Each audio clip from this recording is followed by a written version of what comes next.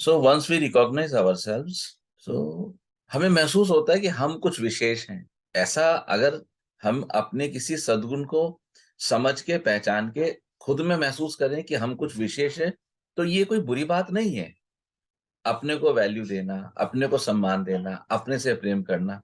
जब आपको लगेगा कि मेरे अंदर ये एक अच्छा गुण है और ये ऐसा गुण है कि इसके ग्राउंड पे मैं और लोगों को भी हेल्प कर सकता हूँ, इस बात में गर्व होना चाहिए कि मुझे ईश्वर ने चुना है या मुझे प्रकृति ने चुना है इस कार्य के लिए, है ना।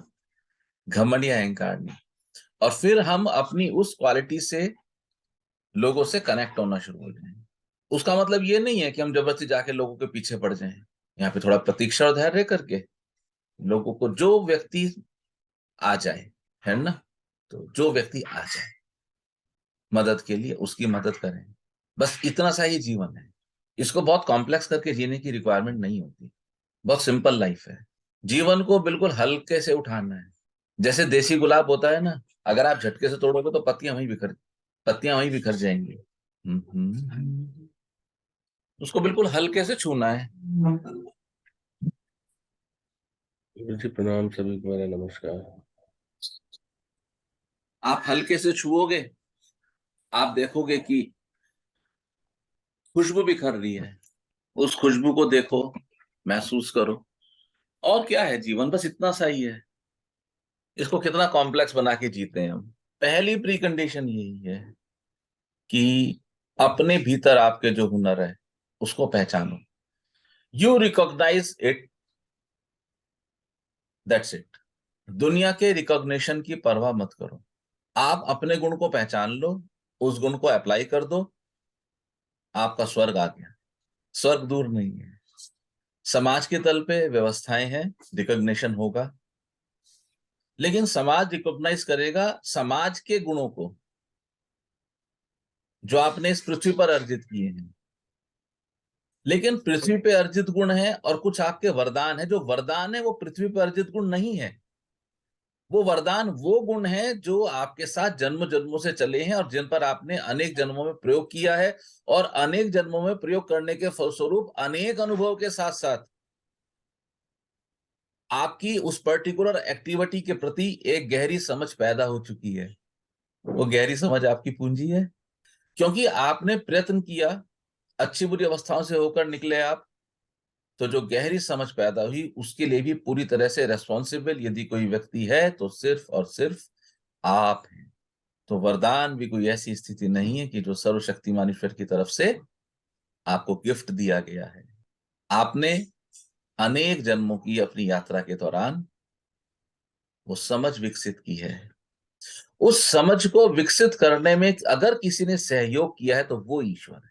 जब किसी एक जन्म में आपको कष्ट होता था और आप पत्थर को, चट्टान को तोड़ते थे और आप गर्मी से व्याकुल हो जाते थे और समझ नहीं आता था, सारे शरीर पसीने से भर जाता था, बदन थक जाता था, तो बिना कुछ कहे, बिना कुछ किसी को बताए और बिना अपना नाम किए एक बादल का टुकड़ा आसमान में आके आपके ऊपर छतरी देता था। ये उसकी कृपा है। लेकिन उसकी कृपा इतने हौले से आएगी कि आपको खबर नहीं। चलते हुए जीवन में जब आप धीरे से ठहर जाएंगे और आपका ध्यान आपकी सांसों पर आ जाएगा और आप अपनी सांसों को देख पाने में सक्षम हो जाएंगे, तब आप पाएंगे कि सांसों को देखते देखते अब आप संसार में घटने वाली क्रियाओं को भी देखने में सक्षम हैं। तो आपको समझ आता है कि कृपा कब बरस रही है, कृपा कैसे बरस रही है। और जैसे जैसे इसके प्रति आपकी समझ बढ़ेगी, आप पाएंगे कि कृपा हरदम बरस रही है। चलना हमें है, लेकिन कृपा उसकी है। वो संभाल के रखता है ना। आइए सभी साधक स्वयं को अनम्यूट करेंगे। सहज, मेरे सहज। Guruji, mommy has got an order. ओह, बढ़िया, गुड गुड। आइए कुछ क्षणों के लिए बहुत प्रेम और आनंद के साथ साधिका रुद्रप्रिया के सानिध्य में 15 मिनट के लिए उनके बताए मार्ग के अनुसार ध्यान का प्रयोग करेंगे। सभी साधक हम पहले ओम का उच्चारण करेंगे। सभी साधक अपने को रिलैक्स कर ले, अपने चेहरे पर एक हल्की सी मुस्कान ले आए, अपने को कहें कि हम बहुत अच्छे हैं, मैं बहुत अच्छी हूँ, मैं बहुत सुंदर हूँ, मुझ में बहुत प्रेम है। एक गहरी सांस अंदर लें, अपनी सांसों को देखें। ओ ओ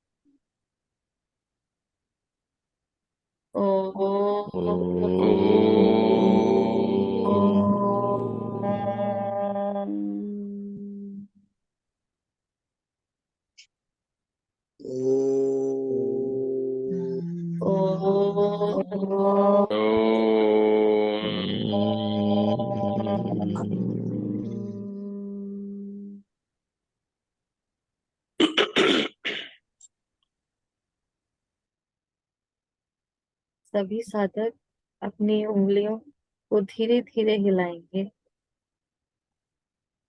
फिर अपनी दोनों हथेलियों को घर्षण करके जो ऊर्जा उत्पन्न होगी उसको धीरे धीरे अपने चेहरे, अपनी आंखों पे लगाएं और अपने आप अपनी आंखें धीरे धीरे सभी खोलेंगे।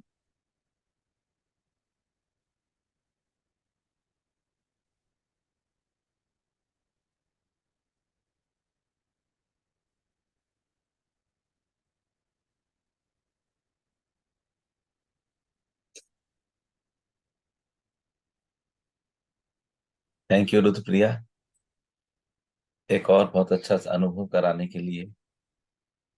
सो all are feeling good, very good. कोई साधक कुछ कहना चाहते हैं, अनुभव शेयर करना चाहते हैं, पूछना चाहते हैं, अनम्यूट करके बात करें। प्रणाम गुरु जी।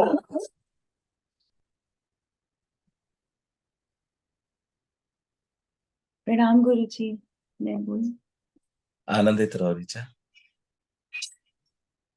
गुरु जी, मैंने ना पहले भी उस पे भी डाला था। कई बार ऐसा होता है कि मैं जैसे ओम का उच्चारण कर रही होती हूँ तो मुझे बस ऐसा महसूस होता है कि मेरा सारा ध्यान ध्वनि पर है और वो अंदर जा रही है, आ रही है।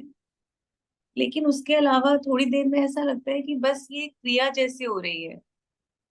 कोई मतलब ना कोई और तल है, ना कोई ऊपर तल है, ना नीचे, बस एक क्रिया जैसे ये घट रही है, ऐसा मुझे महसूस होता है। तो तल होना जरूरी है क्या?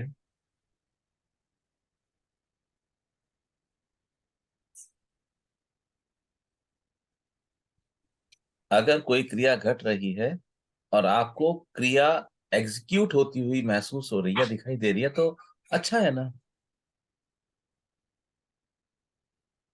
हम्म। मैंने अभी कुछ देर पहले आपकी फोटो खींच के ग्रुप पे पोस्ट की। मैं बहुत समय से कहना चाहता था, आज जैसे अवसर मिला मुझे। बात भी की आपने सबसे पहले। मूल परेशानी तल की नहीं है, मूल परेशानी यह है कि क्रिया घट रही है और आप उसको देखने के लिए उपलब्ध नहीं। आप उसको ठीक से देख नहीं पा रहे हो, यह आपकी परेशानी, क्योंकि आप कहीं और ऑक्यूपाई हैं।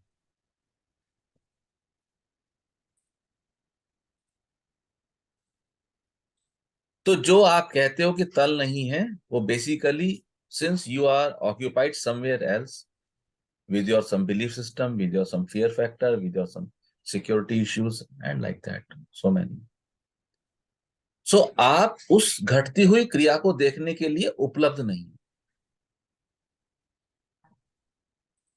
ये समस्या। ये तो कोई बात नहीं हुई मैं उपलब्ध नहीं हूं, इसको कैसे समझेंगे?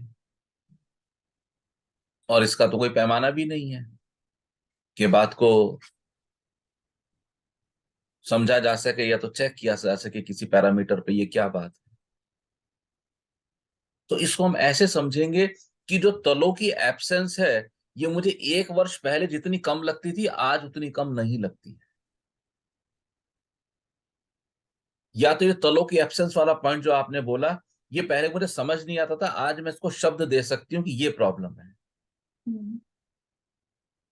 तो जितना जितना आपको ये समस्या समझ आने लगी है, उतना उतना आपकी अवेलेबिलिटी, आपकी उपलब्धता ध्यान की क्रियाओं को देखने के लिए बढ़ रही है। यानी कि उतना उतना एंगेजमेंट आपका अपने बिलीफ सिस्टम, अपने इनसिक्योरिटी सिस्टम या फियर फैक्टर के साथ डिसएंगेजमेंट बढ़ रहा है, एंगेजमेंट कम हो रहा है। जितना जितना आप वहां से फ्री हो रही हो, ठीक करेक्ट प्रोपोर्शनेट में, डायरेक्टली प्रोपोर्शनेट में, उतना उतना आप यहां बढ़ रही है।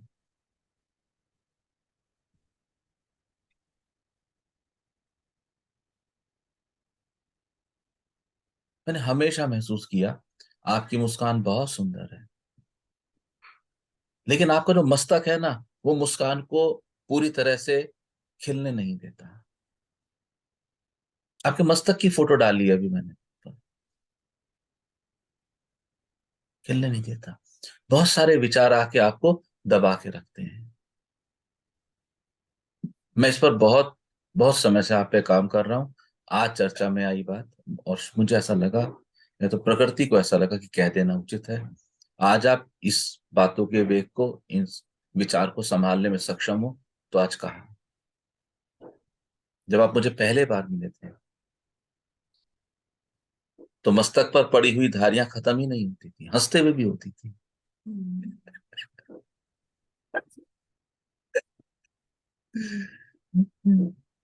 आज देखो कितनी कम हो गई।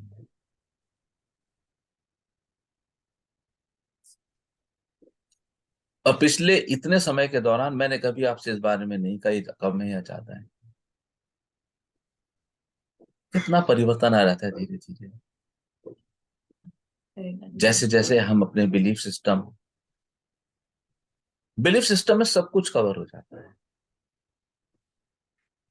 फिर चाहे वो फियर हो, चाहे सिक्योरिटी हो, वॉट एवर इट इज। धर्म भी बिलीफ सिस्टम है, उसको भी नहीं पकड़ना चाहिए। बहुत अच्छे तरह से चल रहे हो आप,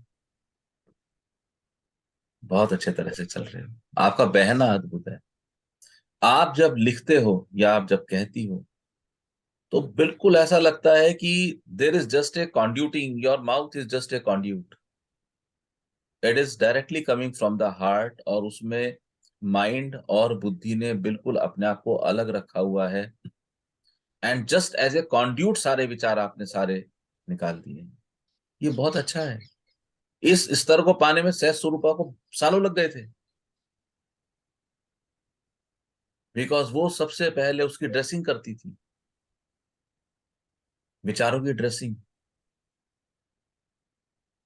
so what is the meaning of विचारों की ड्रेसिंग? विचारों की ड्रेसिंग का सीधा सा अर्थ यह है कि मैंने एज ए कॉन्ड्यूट काम करने से मना कर दिया है, जबकि मुझे काम एज ए कॉन्ड्यूट ही करना है। कॉन्ड्यूट आप सब समझते हैं ना, कॉन्ड्यूट का मतलब? कॉन्ड्यूट का मतलब जस्ट एक सिंपल खाली पाइप।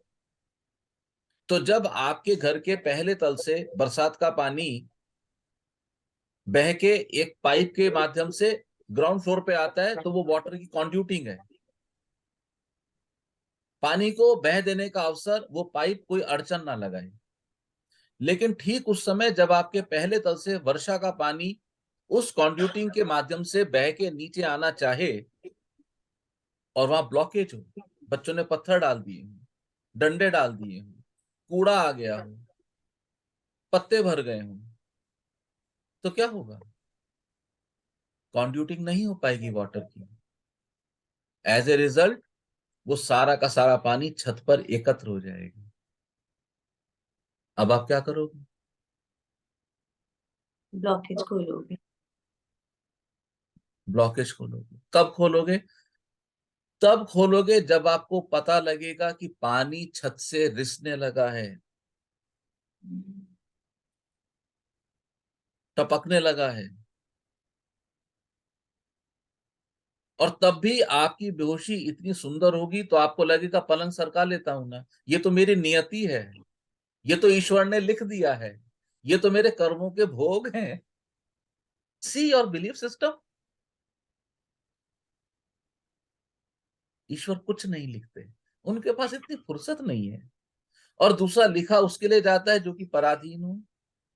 जो परम स्वतंत्र सत्ता है उसके लिए क्या लिखा जाएगा? आत्मा के रूप में हम सब एक परम स्वतंत्र सत्ता है। और ईश्वर ने हमें उस सार्वभौमिकता को सम्मान सहित प्रदान किया है।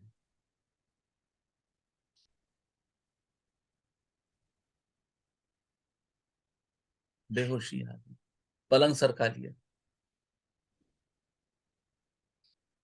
बेहोशी नहीं टूटी, छत में से पानी का रिसाव बढ़ के दीवारों तक आ गया, दीवारों पे टाइल लगा दी। मूल बिंदु पर केंद्रित नहीं है। मूल बिंदु से हमारी समझ का दूर होना हमारी बेहोशी है। कमरा अधिक टपकता है, अब बात बिस्तर तक टपकने की आ गई। सोने में भी दिक्कत होने लगी तो बैठने लगे, क्योंकि हमारा बिलीफ सिस्टम है कि ये जो ऊपर से छत टपक रही है ये मेरे कर्मों का फल है, ये मेरा नरक है जो मुझे भुगतना ही है। और ठीक उस समय कोई जानकार व्यक्ति आए घर पे और कहें कि ये आपकी छत टपकती है, ऊपर पानी है, क्योंकि बरसात बीते हुए तो महीने से ऊपर हो गया है। और वो आपको ऊपर ले जाए, इशारा करे कि ऊपर। और वहां से जो कॉन्ड्यूटिंग है, उस कॉन्ड्यूटिंग उस पाइप को यदि खोलने की व्यवस्था की जाए, थोड़ा कष्टकारी होगा, लेकिन आप पाएंगे जैसे ही वो कॉन्ड्यूट क्लिंज हुआ, खाली हुआ, पानी को निकलने में कुछ क्षण ही लगेंगे।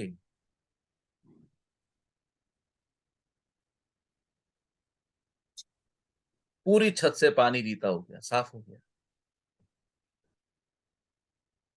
ठीक हमने कॉन्ड्यूट किया, लेकिन टपकन हमारे कमरे की बंद हो गई।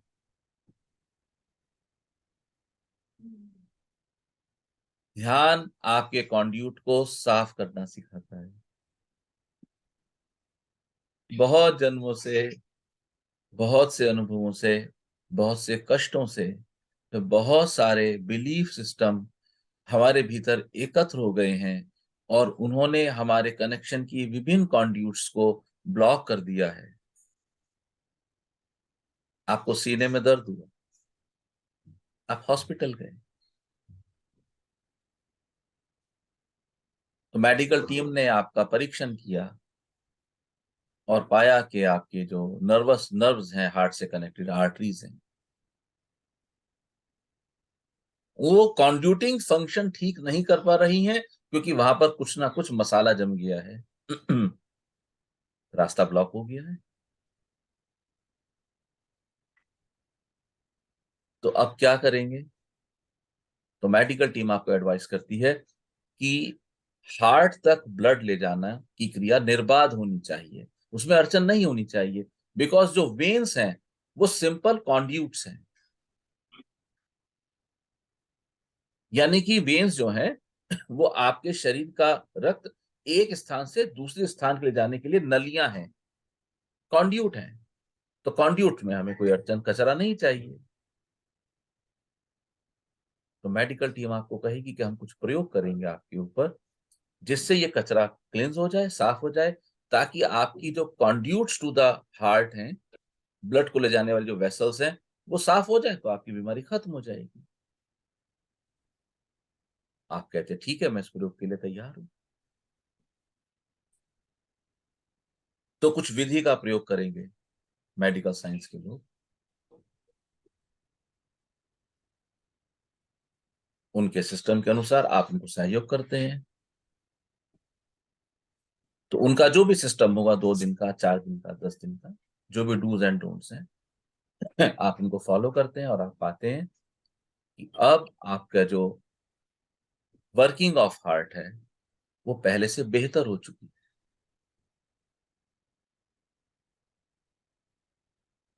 अब आपका स्टैमिना पहले से अच्छा हो गया है। उसका सिर्फ एक कारण है कि जो कॉन्ड्यूट्स कनेक्टेड टू योर हार्ट हैं वो साफ हो चुके हैं। बिल्कुल ऐसे ही जो कॉन्ड्यूट्स कनेक्टेड टू माई मन है वो भरे पड़े हैं, उनको कैसे साफ करेंगे? उनको साफ करने के लिए एक मार्ग है, ध्यान का मार्ग, जो आप अवलंबन कर रहे हैं। और आप पा रहे हैं कि इन कॉन्ड्यूट्स के क्लींस होते होते, क्योंकि कॉन्ड्यूट निकल गया है, ब्लड सप्लाई ठीक आने लगी है हार्ट को, तो अच्छा लगेगा ना आपको, दर्द खत्म हो गया, क्योंकि कॉन्ड्यूट्स धीरे धीरे साफ हो रहे हैं आपके। तो छत का पानी बह रहा है, तो छत पे जल का रिसाव कमरे के भीतर कम हो गया है। इस वजह से आपका कमरे में अब सीलन और बदबू की कमी आ गई है, आपको अच्छा लग रहा है।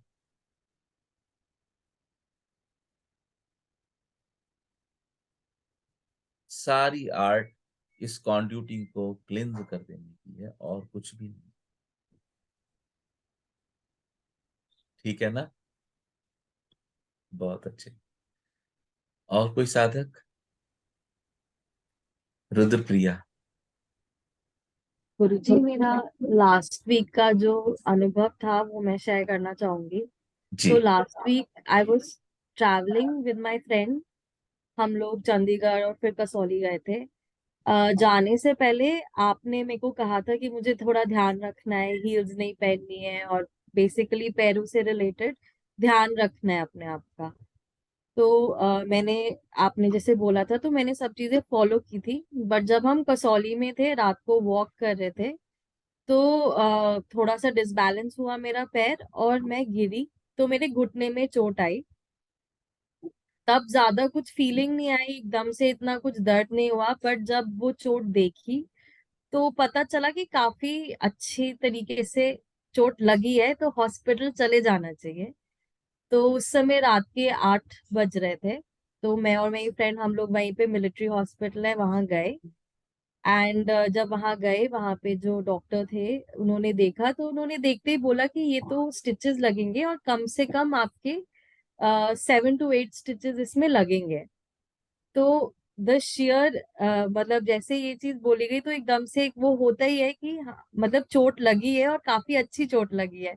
वरना जनरली तो मतलब 7-8 stitches is something. But all this while, क्योंकि आपने मेरे को ये चीज पहले बोली हुई थी कि थोड़ा ध्यान रखना है, तो एक कभी भी पूरे ड्यूरेशन में पैनिक की सिचुएशन नहीं हुई। मेरे को डर नहीं, उतना डर नहीं लगा। ऑब्वियसली थोड़ी सी तो शेकिंग होती है, बट पैनिक बिल्कुल भी नहीं हुआ कि क्या करे कैसे करे, इतना सारा लग गया। ठीक है, चोट लगनी थी, लग गई। अ, सारा ड्रेसिंग वगैरह करा के वापस आए, फिर मैंने आपको बताया कि ऐसे ऐसे चोट लग गई है। एंड उस दिन रात को तो डॉक्टर ने पेन किलर दिया था, इंजेक्शन दिया था। बट उस दिन से लेके अभी तक मैंने दोबारा पेन किलर नहीं लिया, क्योंकि मेरे को मेरी चोट में कोई दर्द ही नहीं हो रहा। चोट है बट दर्द बिल्कुल भी नहीं है, मतलब बिल्कुल है ही नहीं। तो ये मेरा अनुभव था। गुड है।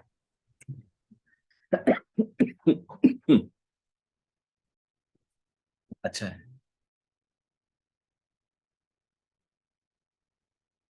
इनको कहा गया था थोड़ा पानी दे दो प्लीज। इनको कहा गया था, it was a vibration I think a week back और सो, एंड द मोमेंट जी I got the Guruji. Vibration, so I asked them to join me on the Zoom, और जो वाइब्रेशन थी वो as it is was communicated, and I think they proposed के will not let me not go to Chandigarh. तो इनको कहा गया था कि जाना पड़ेगा, होके गुजरना हो, कुछ ऐसा था, but be careful about your heels, मत पहनना, साफ कहा गया था। और सेकंड बोला गया था कि संभाल के चलना, राइट, ऐसी था ना? जी गुरुजी, संभाल के चलना, हील्स नहीं पहनना, और आपने एक दो और चीजें करने के लिए बोली थी। सो जब भी इनको चोट लगी, ये एक फ्लैट शू पहने हुए थे और वो आर्मी जोन में वॉक कर रहे थे, तो ऑफ कोर्स कोई ट्रैफिक या साफ सड़कें थी, बहुत छोटे गड्ढे में इनका पैर गया। जब इन्होंने मुझे फोन किया तो there was no vibration at all, and instructions clear थी कि जाना ही नहीं, होके गुजरना पड़ेगा। ये एक ऐसा योग था जिसमें जिस कर्म को भोग के ही निकलना था। लेकिन ये जो सब हुआ, ये है कृपा जिसकी हम अभी बात कर रहे हैं। हम करते क्या है, हम यहाँ पर कभी भी कृपा के लिए धन्यवाद में नहीं उतरते, ये सबसे बड़ी मिस्टेक है। ये इन पे कृपा बरसी है। कृपा बरसने का कारण कोई भी यंत्र हो सकता है, तो जब ऐसे कृपा बरसे तो आपको किसी यंत्र के पैरों में नहीं पड़ जाना है, ये बेहोशी है। आपको डायरेक्ट कनेक्शन एस्टेब्लिश करना है कि तू कितना कृपालु है। क्योंकि देखिए, पानी तो वहीं से आएगा ना जहां कॉन्ड्यूटिंग साफ है, जहां नलकों की लाइनें साफ है ना? पानी तो वहां से आ ही रहा है, वो आप तक कैसे पहुंचेगा जहां कॉन्ड्यूटिंग क्लीन है? तो ये कृपा है। देयर वाज नो वाइब्रेशन, इनका फोन आया, then I got a vibration कि आप डिस्कोर्स सुनो। इन्होंने डिस्कोर्स सुने, इन्होंने कंफर्म किया कि दर्द में आराम है। लेकिन आई थिंक रात को 11:30 बजे there was again an connection established, wherein it was a realization in the right knee. It was a painless pain which last long for, I think it was a very special, I use the word kriya, correct? मैंने क्रिया लिख के भेजा था ना? जी गुरुजी। तो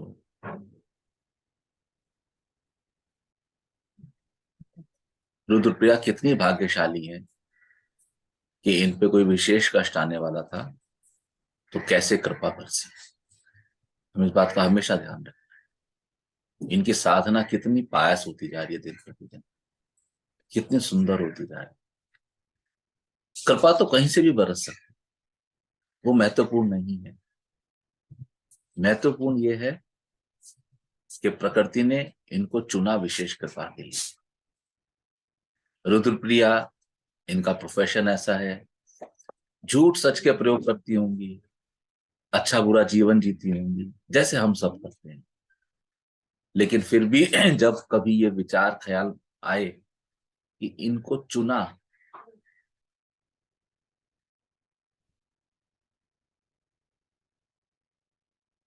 तो एक विचार और मन में, वो ये कि ईश्वरीय सत्ता में चुनाव नहीं, नो फेवरेटिज्म, नो नेपोटिज्म। चुने तो हम सभी गए हैं, तो फिर ऐसा क्या कारण है कि रुद्रप्रिया के लिए संदेश आया और मेरे लिए संदेश नहीं है? इसमें जो जान लेने जैसा है, जो सीख लेने जैसा है, जो ध्यान करने योग्य, वो ये है कि रुद्रप्रिया आज उस संदेश को रिसीव करने के लिए तैयार हो गए। अपने को तैयार करो, अपने को रेडी करो कि हम भी वो संदेश जो लगातार बरस ही रहे हैं, वो हम तक पहुंच सके। अपने को तैयार करो। यही अध्यात्म है, यही जीवन। परसों का अनुभव आप सब लोगों ने देखा ना, आपने देखा कैसे टप टप टप टप बारिश की तरह संदेश गिरते हैं, महसूस किया, सुना आप लोगों ने? नहीं सुना? जी गुरु जी सुने। सारे सुने आप, गुरुजी, सारे आपने सुने। महसूस किया there was no gap. Yes. और ऐसे लग रहा था गुरुजी जैसे आपकी एब्सेंस है उसमें। Very good. हाँ यस यूर एब्सेंट। आपकी आपकी आवाज आवाज क्लियर कर रही। नहीं, हाँ क्लियर वो नहीं आ रही थी आपकी वॉइस।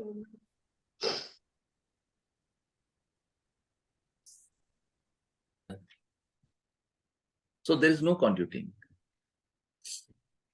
पाइप में माल फंसा हुआ है तो बहेगा कैसे? खाली कर देने की क्रिया है। इसको कॉन्ड्यूट सिस्टम से आप बिल्कुल सटीक समझ सकते हो जो मैंने आपसे आज चर्चा में। खाली तो करना पड़ेगा, और जैसे जैसे आप खाली करोगे तैसे तैसे आप देखोगे कि किस तरह से सब कुछ बह जाए। लेकिन करना आपको पड़ेगा, कोई पड़ोसी आके नहीं कर सकता ना। क्योंकि यदि कोई दूसरा आपके लिए करे, एक तो ये सिस्टम में नहीं है। क्यों नहीं है सिस्टम में? क्योंकि ईश्वर ने मूल सत्ता में आपकी सोवर्जिनिटी का ख्याल रखा है। आप सोवर्जिन है।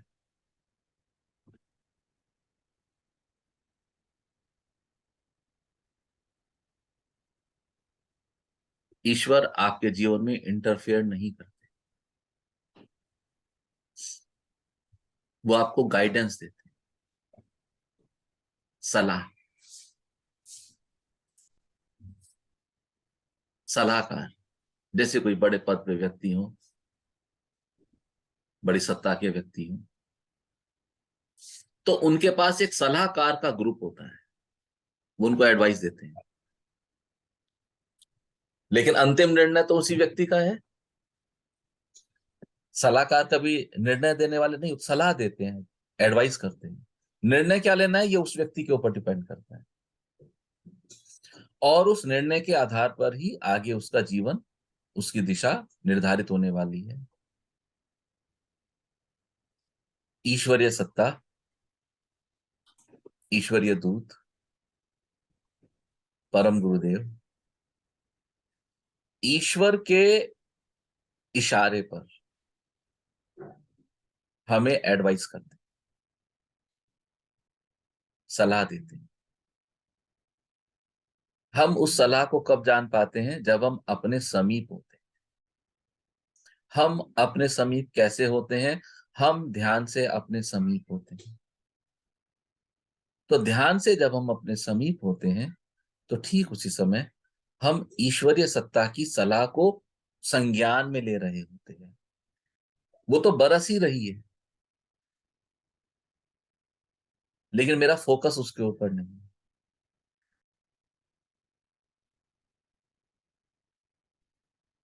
जीवन के हर क्षेत्र में हमें क्या करना है, क्या नहीं करना है, कैसे चलना है, कैसे नहीं चलना है, इस सब के लिए दिव्य सलाह उपलब्ध है। जैसा कि हमने देखा रुद्रप्रिया के केस में, या तो हमने देखा अलका जी के केस में, कि कैसे वो ही व्यक्ति, मैं प्रेमानंद से बात करते हुए बोलता था, मैंने कहा प्रेमानंद, हार्ट अटैक का आना, पब्लिक प्लेस पे होना, और वही व्यक्ति संभाले जिसकी जेब में वो रिक्वायर्ड गोली है।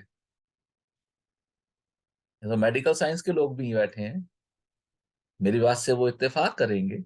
मेरे ख्याल से 2000 में एक केस बनना चाहिए ऐसा, या उससे भी खराब बनना चाहिए इसका लेवल।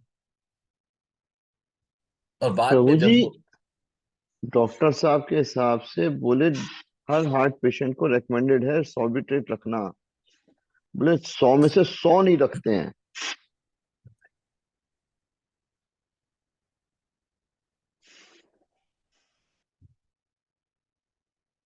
लेकिन उसी व्यक्ति ने आके अलका जी को संभाला, या तो सहयोग किया, और उसने आइडेंटिफाई किया कि मुझे अनुभव है, मैडम आप रुके, मुझे अनुभव है इस चीज का, क्योंकि मेरे पिता के साथ ये स्थिति घटती और मैं जेब में गोली रखता हूं पिता के लिए।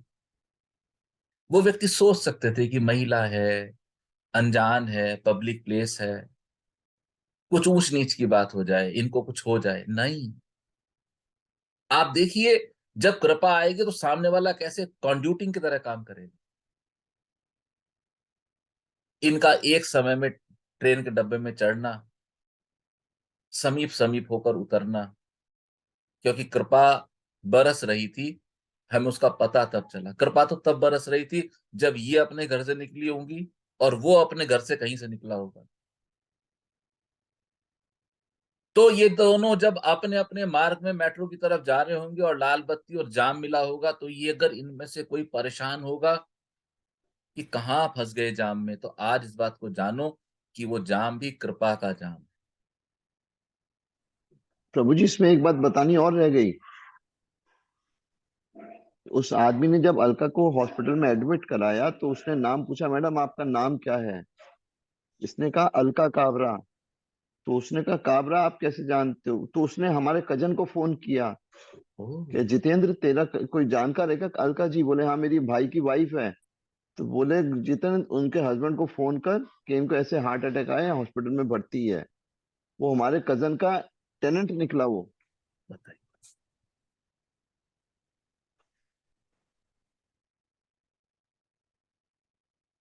इतना सब अनुभव लेने के बाद भी हम क्या कहेंगे, हे ईश्वर आप बहुत निष्ठुर हैं।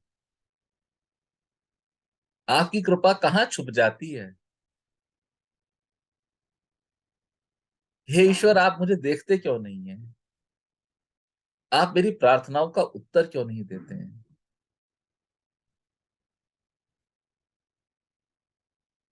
हर प्रार्थना का उत्तर आता है, लेकिन उस उत्तर को समझ पाने में हमारी इतनी सुंदर बुद्धि हमें एक्टिव नहीं होने देती। Logics, I am too educated,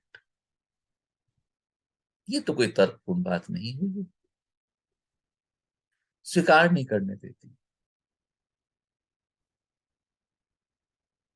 अभी सोचें, जब भी अलका जी जाती थी मेट्रो की तरफ गाड़ी से या ऑटो से, जैसे भी, ये तो वो व्यक्ति आते थे, अगर किसी को जाम मिला तो अब वो जाम कृपा का जाम था या कष्ट का जाम था।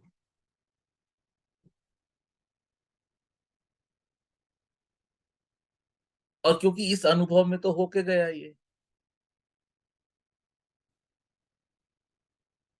और जाम और कष्ट या तो इस सही अवस्था से हमें हमेशा ही दो चार होना पड़ता है। तो क्यों ना जीवन को ऐसे जिए कि प्रभु ये भी तेरी कृपा है, ये भी तेरी कृपा है। डॉक्टर ने इनको बोला, और आप लोग तो डॉक्टर है, किसी चीज को अच्छे समझते होंगे, हमारी समझ से कहीं गुना समझ आप लोगों की है कि उस गोली का क्या महत्व है।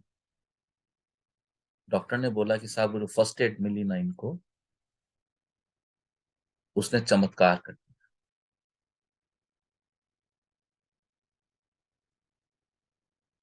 और ठीक इसी तरह से हम सब के साथ उसकी सत्ता सदैव है। समस्या इतनी सी है कि हम ऑक्यूपाइड हैं, हमारे पास समय नहीं है उसकी ओर देखने का। हम बड़े हो गए, हम समझदार हो गए, फिर बच्चा बन जाने जैसा है। तो माँ आएगी नहीं, नहला भी देगी, कपड़े भी बदल देगी, खिला भी देगी और सुला भी देगी। ऐसी है वो सत्ता। कोई साधक सॉरी कुछ कहना चाहते हैं तो बोल सकते हैं। सर मैं कहना चाहती हूँ हम्म। सर अभी जब उस दिन अक्षत की वो हुई थी तबीयत खराब पेपर वाले दिन, हाँ हाँ। तो मेरे को भी ऐसे ही लगता है कि मेरे ऊपर भी कृपा ही थी वो, कि मैंने आपसे कॉल करा। मैं तब इतनी परेशान थी कि उस टाइम भी वॉमिटिंग जैसा ही हो रहा था, तो मुझे लग रहा था पेपर कैसे देगा। और मैं आपको जब कॉल करा तब तक मेरे दिमाग में बिल्कुल भी नहीं थी वो चीज, और जैसे ही मैंने आपको कॉल करा आपने कहा बेटा मैं बाहर हूँ, बस मैं जितनी जल्दी हो सकता है मैं पहुंच रहा हूँ। इतने में ही सर फ्रेंड सुनाई दिया मुझे, पालक का, और मैंने काना का हाथ लगवाया और मैंने गाय को खिला दिया। फिर जब सर आप आए, काना चला गया था तब तक स्कूल, और बोला बेटा बस गाय हैं तो पालक खिला दो। मेरे को लगा कि वो आपसे बात करके ही तो आया मेरे दिमाग में, उससे पहले तो मेरे दिमाग में भी नहीं आया था वो। और भगवान की दया से बहुत अच्छा हुआ उसका पेपर, तबीयत भी ठीक हो गई। देखो, हम आज कॉन्ड्यूटिंग की बात कर रहे हैं। सब ईश्वर ने तो उसको कॉन्ड्यूट के थ्रू देना ही है, तो this conduit was block at that time, है ना? क्योंकि इस कॉन्ड्यूट ने सोचा कि नहीं, बुद्धि लगाई, बेटर होगा कि मैं हॉरोस्कोप देख के जवाब दूं। ऐसे समझो, ब्लॉकेज था उस समय कॉन्ड्यूट का। ऐसे भी तो बोला जा सकता था ना, और अक्सर मैं कह भी देता हूं, अच्छा ये कर लो, लेकिन नहीं कहा। तो पूरी संभावना है ईश्वर ने आपको एक और कॉन्ड्यूट का अनुभव दिया कि जागो। आपको इससे अनुभव आया कि डायरेक्ट मैसेजेस आते तो कैसे आते हैं, कैसे आते हैं।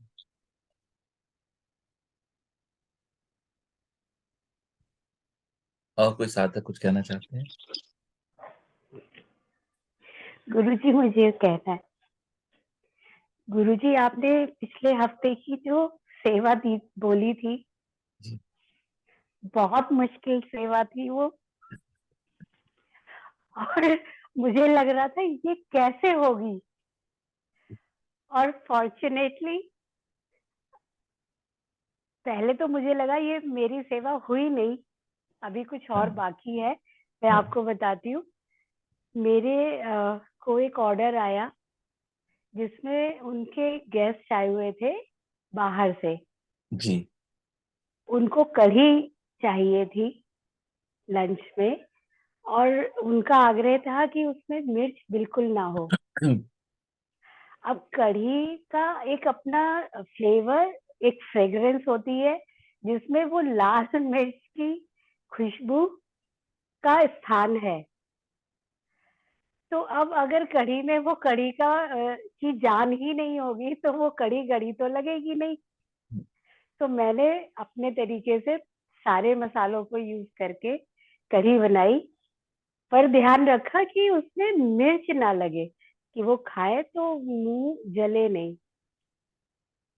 मैंने वो बनाकर भेजी और वो उन लोगों को बहुत अच्छी लगी, जिससे मुझे बहुत खुशी हुई कि मैंने मिर्च का प्रयोग तो जरूर किया, बट वो पूरे फ्लेवर के साथ, बट मिर्च नहीं थी।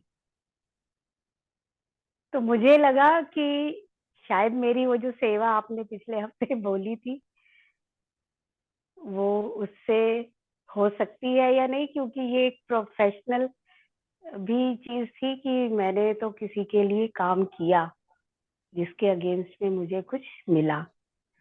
तो गुरुजी आप बताइए कि क्या ये थिंकिंग कि यो प्रोफेशनल था, it's your personal domain, so you need to break this domain, है ना? ओके। आपने एक ईश्वर के व्यक्ति की सेवा करी, एनर्जी एक्सचेंज लिया, नेवर माइंड। अब तो उसको वो जो पर्सनल डोमेन में मत रखो। आपके पास जो भी कुछ ड्यूटी आ रही है, जो कर्तव्य आ रहा है, उसका भरपूर निर्वहन करो, आनंद के साथ करो। आप देखोगे कि अगर आप अपने प्रोफेशन के साथ न्याय कर रहे हो तो आपके चेहरे पे वो चमक दिखाई देगी, वो प्रसन्नता दिखाई देगी, क्योंकि आप संतुष्ट हो रहे हो। आप संतुष्ट हो रहे हो तो अच्छा है ना। प्रोफेशन को मनी कनेक्शन से अलग करो, वो भी आपका कर्म है।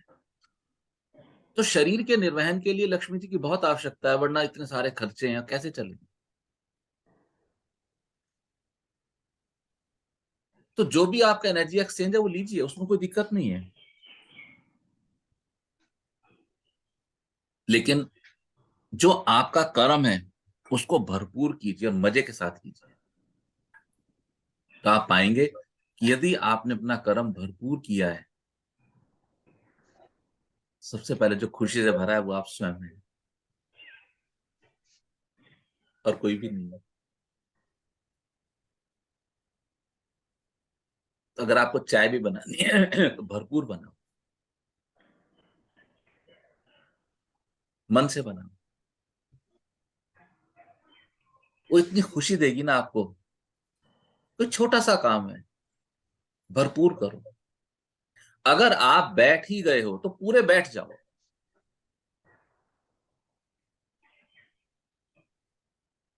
वो सत्ता इतनी दयालु है कि वो आपके टाइम को करेक्ट करती है। कल ही मेरी एक लॉन्ग क्लास थी, आई थिंक 4 साढ़े 4 घंटे चली, और मैंने शाम को 5 बजे मेरे अपॉइंटमेंट फिक्स किया लखनऊ से।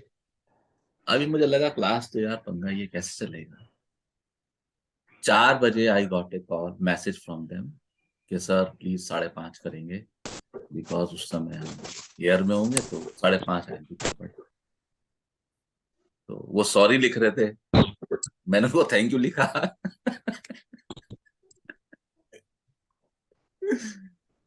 तो वो आपके सारे शेड्यूल सेट कर देगा। जो हम नहीं देखते हैं वो ये है कि जब अलका जी अपने घर से चली और वो व्यक्ति, इनके भाई का टेरेंट, अपने घर से चला, तो शेड्यूलिंग तो किसी ने की थी ना। क्योंकि मेट्रो स्टेशन का होना, सिर्फ कुछ ही क्षणों में व्यक्ति आगे पीछे होकर निकल जाता है, पता भी नहीं चलता। तो कोई है जो शेड्यूलिंग कर रहा है। और उसके बाद यदि मुझे जीवन में आनंद नहीं आ रहा है, तो कहीं ना कहीं मेरी कुछ गड़बड़ चल रही है।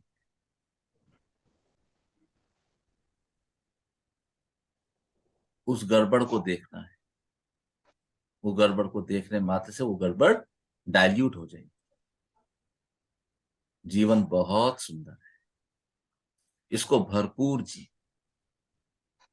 कोई साधक कुछ कहना चाहते हैं? आपकी सेवा ने मुझे मेरे भी से बोलना बहुत बढ़िया काम कराया, हाँ। और खूब बढ़िया अकल सिखा दी मेरे को इस सेवा ने। क्या? हाँ प्रेमानंद, आपने तो सेवा करी ना अलका जी की। नहीं, वो तो परिवार का, वो तो सेवा नहीं, वो तो अपनापन है। अच्छा, फिर? मैंने मेरे सर्वेंट के लिए चाय बनाई। अरे मैंने कहा चला आज तुझे चाय पिलाता हूँ मैं। क्या बात। और उसने क्या सिखाया मेरे को, उसने कहा रहने दो भाई साहब, कोई दिक्कत नहीं। मैंने नहीं यार बनाने दे, आज मैं बना देता हूँ, जबकि मैं चाय पीता नहीं, मुझे बनानी भी बहुत कम आती है। हाँ। बोला ठीक है, अब आपकी इच्छा, तो मैं मना कैसे करूंगा, बना दो। हाँ। और जब उसने चाय पी, बोले ये क्या बना दिया भाई साहब, आपको तो चाय बनानी नहीं आती है। हाँ। उस चीज ने मुझे ये सिखाया कि हम कितना इजीली लोगों पे कमेंट पास कर देते, कटाक्ष कर देते हैं। हम ये नहीं सोचते कि सामने वाले ने कितनी मेहनत से, कितने मन से, कितने प्रयत्न से कोई काम किया, और हमने एक सेकंड के तो उसको, यार तुझे तो करना ही नहीं आता यार। क्या सच उसने में। मेरे को रियलाइज कराने के चक्कर में नहीं बोला उसने, लेकिन मुझे वो सीख मिली उससे। सच प्रेम में। तो सबको कर, हम अपने परिवार में सबको प्रेम करते हैं, लेकिन हम ये चीज भूल जाते हैं कि हम प्रेम करते करते के अंदर अपनेपन में हम रियलाइज नहीं करते कि हम कितनी जल्दी कमेंट पास कर देते हैं, और सामने वाले को कितना हर्ट होता होगा इस चीज से। तो मुझे तो आपकी इस वाली सेवा से ये सीख मिली, बहुत अच्छी सेवा आपने दी वाली है। Thank you. क्या आप सभी लोगों ने सेवा करी किसी की? नहीं करी।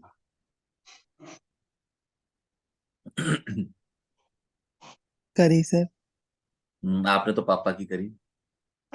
गुरुजी मेरी रह गई है, मैंने नहीं करी है ध्यान से सेवा। आप लोग जो मेरी सेवा आती है वो नहीं करते हैं, तो ये अपराध हो रहा है। ये पाप हो रहा है। गुरुजी ये बात पहली को बार याद ही, रखें। आगे से और ध्यान रखेंगे।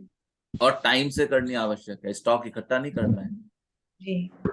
आप लोग इतना जीवन जीते हो, उस जीते हुए जीवन में आपको 10 मिनट 15 मिनट निकालने चाहिए सेवा के लिए। जैसे प्रेम ने कहा, इससे हमारी स्वयं के प्रति समझ बढ़ती, और सारा रास्ता यही है, हमारी अपने प्रति समझ बढ़। ठीक है, कोई कुछ कहना चाहते हैं? सर मुझे भी जैसे अब प्रभु कृपा की बात चल रही है, मुझे एक इंसिडेंट शेयर करना है अपना। हम्म। सर प्रभु जी, नवंबर मैं सॉरी, बीच में जाना था मेरे को, मैं चला जाऊं? प्रेमानंद, मैं यही सोच रहा हूँ कि आपको 7:15 बोले थे ना जाने के लिए, ये 8:15 8:15, बोल रहे थे। 8:15। आनंदित रहो, ख्याल रखो, आशीर्वाद। आनंदित रहो। हाँ जी रुचि। सर नवंबर में ना हमारे यहाँ मैरिज थी मेरे कजन की, देहरादून में। हम्म। तो सर हम वहां से वापस आ रहे थे, तो हमारा एक्सीडेंट हो गया था। हम्म। तो हमारे पास सामान ज्यादा था, तो हमारे सामान रखने का अरेंजमेंट ऐसा था, कुछ सामान डिक्की में था और जो एक सूटकेस थी एक्स्ट्रा, वो ड्राइवर सीट के हमने पीछे रखी हुई थी। हम्म। जब हम आ रहे थे तो नाहन से पहले हमारी गाड़ी का टायर बर्स्ट हो गया और गाड़ी डिसबैलेंस हो गई और पैराफिट से जाके टकरा गई और ड्राइवर साइड पे ही गाड़ी टर्न हो गई। ओह। तो हम शादी से आ रहे थे, जनरली मैं आगे बैठती हूँ और दोनों बच्चे पीछे ही बैठते हैं। बस उस दिन हमारा मतलब अरेंजमेंट भगवान की कृपा थी, शायद इस तरीके से था कि नव्या आगे थी हम्म। और मैं बेटे को लेके गोदी में बैठी हुई थी और साइड में सूटकेस थी, इस वजह से गाड़ी टर्न हुई तो हम मतलब हम जाके जमीन पे नहीं लगे। ओह। सूटकेस ने हमें सेव कर लिया और नव्या क्योंकि आगे थी तो उसने बेड लगाई हुई थी, तो हम मतलब हमें कुछ भी नहीं हुआ, हम बिल्कुल सेफली अपने घर पहुंचे हैं। और मतलब 1 मिनट से पहले हमें वहां आए लोग आए, पता नहीं कहाँ से आ गए एकदम। हमने जैसे दरवाजे को खोलने की कोशिश करी, हमसे खुला नहीं क्योंकि गाड़ी टर्न थी। हमें हम्म। लोगों ने दरवाजा खोल के फटाफट बाहर निकाला और मेरे हम्म। पास इतना सामान था, मेरे पास ज्वेलरी भी थी काफी। हम मतलब कुछ हमें लॉस नहीं हुआ, हमें कोई चोट नहीं लगी, हम सही सलामत अपने घर पहुंच गए थे। उसने शेड्यूलिंग की थी ना आपके लिए? जी सर। आपकी शेड्यूलिंग थी ना, तो आपको क्या करना था? आपको ठीक उसी समय ईश्वर का धन्यवाद। ये वो क्षण होते हैं जब आपके कम्युनिकेशन बहुत स्पष्ट होते हैं, उधर से तो हो ही रहे, यहां से भी करो, ये बहुत क्लियर होते हैं। मैं और एक ध्यान पर काम कर रहा हूँ।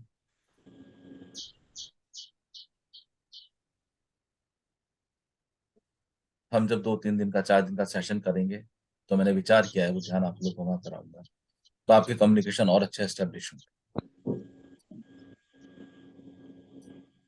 उसने सब सब एडजस्टमेंट किया हुआ था कि ऐसे लगेगी तो यहाँ सूटकेस रखवा देते हैं, एडजस्टमेंट्स करते हैं। जी सर, अगर वो सूटकेस हम वहां ना रखते तो शायद नक्शा और मुझे काफी चोट लग सकती थी। ये उसकी कृपा है। तो इस कृपा को देखें और कृपा को देखकर आनंदित हो, फील करें you are secure, you are protected. जी सर। ठीक है, और कोई गुरु जी, साधक? मैं बस छोटी सी एक बात करूंगा। लास्ट वीक आपने कहा था कि महाकाल जाओ तो छोटे से में अपना एक्सपीरियंस शेयर करना। आप हो क्या है ना, बोलो। हाँ, मैं उज्जैन गया था, तो वहां पे गुरु जी मैं बहुत भीड़ थी, तो भस्म आरती में सुबह गया था मैं, तो 4 से 6 होती है। जी। तो ऐसी जगह बैठने को मिली जहां से मैं सीधा महाकाल को देख पा रहा था। तो वो सब सजाते हैं सारे पंडित लोग वगैरह मिलके वहाँ। तो मुझे जो फीलिंग हुई वो ये हुई कि सैकड़ों लोग, हजारों लोग होंगे वहाँ। तो मुझे वो अनुभव में आने थोड़े कम हो गए। मुझे लगा कि मैं, क्योंकि आपका वो उस टाइम मेरे दिमाग में चलता था विचार अनेक से दो, दो से एक। तो मैंने देखा कि बहुत सारे लोग और मैं और महाकाल सामने। तो मैंने कहा कि सिर्फ मैं और महाकाल ही हैं यहाँ, दो? फिर मुझे लगा हम दो कहाँ हैं, हम तो एक ही हैं। और मुझे कुछ क्षण ऐसा अनुभव आया कि मैं और वो एक हो गए और मुझे बहुत बहुत अद्भुत अनुभूति हुई। ऐसा लगा जैसे एनर्जी अपसर्ज होती है। और दूसरा मुझे अनुभव वहाँ ये आया कि मुझे लग रहा था कि ध्यान केंद्र है वो, और मैं पूरे टाइम ध्यान में ही रहा वहाँ। तो मुझे लग रहा था इतना शोर मचा रहे थे लोग, उछल रहे थे, तालियां बजा रहे थे, मुझे लग रहा था कि इसकी वो तो असीम शांति का केंद्र है महाकाल। और मुझे महसूस हुआ कि मैं भी एक शांति का केंद्र हूँ। और मुझे ऐसा लगा कि इसकी जरूरत नहीं है शायद, जो ये सब गाजे बाजे बज रहे हैं और खूब शोर हो रहा था। तो ये शांति का एक बड़ा अनुभव मुझे आया वहां पे। तो ये पहली बार था जब इतने शोर में भी मुझे बड़ी असीम शांति का अनुभव आया। ये थे गुरुजी मेन, बाकी तो और भी छोटी मोटी सब चीजें थी। बहुत बढ़िया। ये संतुलन है। आपने कोलाहल में शांति का अनुभव लिया। दो सिरे एक ही जगह आकर। बहुत बढ़िया, वेरी गुड। ठीक है, और कोई साथक कुछ कहना चाहते हैं?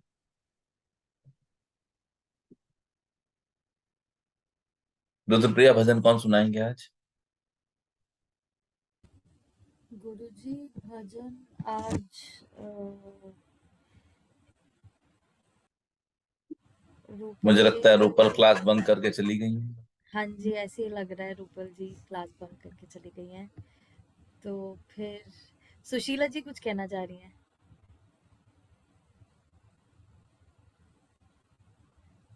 सुशीला जी आप अनम्यूट करिए, आप म्यूट हैं।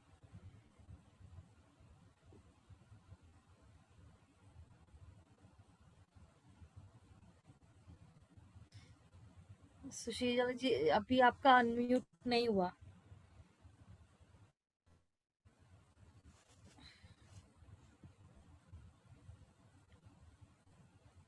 कोई और नाम दीजिए। गुरुजी फिर रुचि।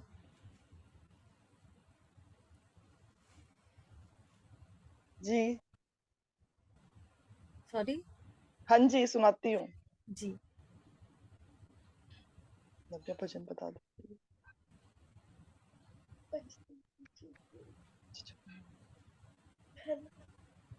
अच्युतं केशवं कृष्ण दामोदरम् अच्युतं केशवं कृष्ण दामोदरम् नाथ नारायणं जानकी वल्लभं नाथ नारायणं जानकी वल्लभम।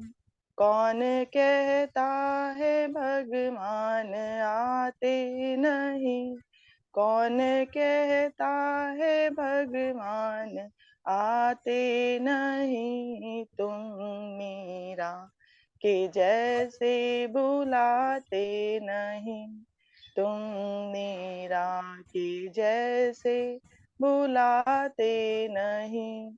अच्युतं केशवं कृष्ण दामोदरम् अच्युतं केशवं कृष्ण दामोदरं राम नारायणं जानकी वल्लभं राम नारायणं जानकी वल्लभं। कौन कहता है भगवान खाते नहीं, कौन कहता है भगवान खाते नहीं, तुम शबरी के जैसे खिलाते नहीं, तुम शबरी के जैसे खिलाते नहीं। अच्युतं केशवं कृष्ण दामोदरम् अच्युतं केशवं कृष्ण दामोदरं राम नारायणं जानकी वल्लभं राम नारायणं जानकी वल्लभं। कौन कहते हैं भगवान सोते नहीं, कौन कहता है भगवान सोते नहीं, माँ यशोदा के जैसे सुलाते नहीं, माँ यशोदा के जैसे सुलाते नहीं। अच्युतं केशवं कृष्णदामोदरम् अच्युतं केशवं कृष्णदामोदरं रामनारायणं जानकीवल्लभं रामनारायणं जानकीवल्लभम् कौन कहता है भगवान नाचते नहीं कौन कहता है भगवान नाचते नहीं गोपियों के जैसे तुम नचाते नहीं गोपियों के जैसे नचाते नहीं अच्युतम केशवम कृष्ण दामोदरम अच्युतम केशवम कृष्ण दामोदरम राम नारायणम जानकी वल्लभम राम नारायणं जानकी वल्लभम नाम जपते चलो काम करते चलो नाम जपते चलो काम करते चलो हर समय कृष्ण का ध्यान करते चलो हर समय कृष्ण का ध्यान करते चलो अच्युतम केशवम न दामोदरम नाथ नारायणम जानकी वल्लभम नारायण हरि